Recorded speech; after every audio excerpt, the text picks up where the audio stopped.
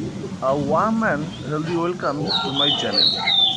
সবাই সুস্থ আছেন, ভালো আছেন এই আশা করেই এই ভিডিওটি শুরু করছি।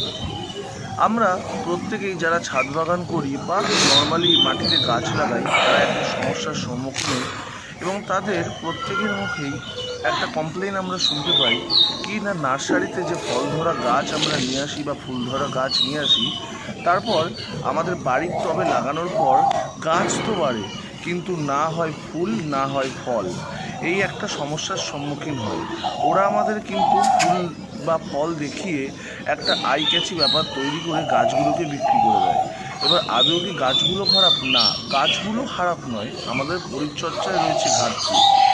আমি আপনাদেরকে পরবর্তী ভিডিওগুলো দেব এবং শেখাবো কিভাবে আপনার গাছেও প্রচুর পরিমাণে ফুল আসবে, প্রচুর পরিমাণে ফল আসবে এবং কী কী জৈব সার প্রয়োগ করবেন এগুলো।